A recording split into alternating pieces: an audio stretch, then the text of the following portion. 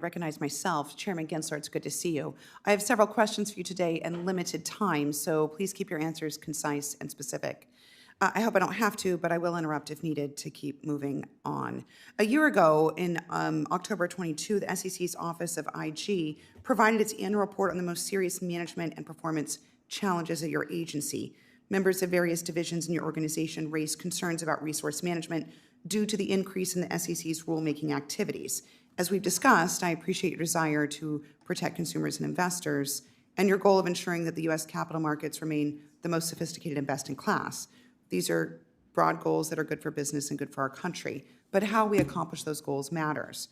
The IG report illustrates an SEC with a marked increase in attrition, difficulty in hiring qualified talent, and over-reliance on detailees with no rulemaking experience.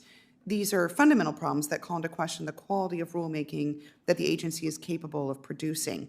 Now, ambitious agendas under these constraints can result in poorly written rules that can hurt Arizona's access to economic opportunity. So what have you done since October of 22 to address these management challenges? Part of it is, with Congress's help, is hiring more people. I'm very proud to say that the partnership of partnership of public service actually looked at us, and we went up in the ratings. That we're the third highest rated agency. But you're right, our attrition has moved up, and our attrition moved up in part because it's a very tight job market, and we're about 6 or 7% attrition. That means the average employee stays about 16 years. I'd like my staff to be briefed by your staff in terms of the specific progress that you've made. So I'll have my team follow up with you. I thank you for that. Your own division managers raise these bandwidth concerns with the IG, and do you assess whether or not a division has adequate bandwidth to conduct a particular rulemaking before directing them to engage in that rulemaking? And if so, how do you make that assessment? We do it with each of the main divisions: investment management, trading and markets, corporate finance, have a rule team. And we do that with the leads of those rule teams that are career staff. And we also do it with the Division of Economic Risk Analysis about their bandwidth, as you say, in each of those groups. The IG report also cites shortened timelines during the drafting process and shortened public comment periods as factors that your staff indicate may be resulting in less feedback during this process. We've spoken about this before. I want to ensure that stakeholders and the public have time to weigh in on these actions.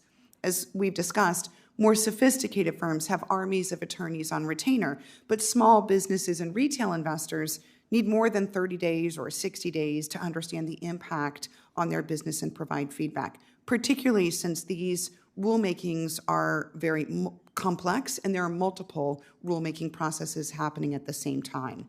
So does your agency value hearing from small businesses and retail investors, and how are you ensuring that they have adequate time and the use of their own resources to provide feedback on your agency's actions? We do value the input of small businesses, of everyday investors.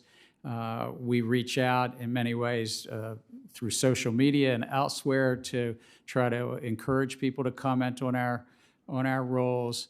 And I would note this for the public: whether large, sophisticated investors or everyday investors, we continue to take meetings and continue to get comments during these what's generally 1 to 2 year processes, and they are very beneficial to us. The SEC staff also raised concerns that the increase in rulemaking activities had resulted in a trade-off in other mission-related work because they've had to borrow staff to do their work.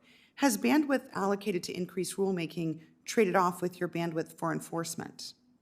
I think the biggest trade-off is that we shrank from 2016 to 2021, and we're only right now about 3% larger than we were 7 years ago.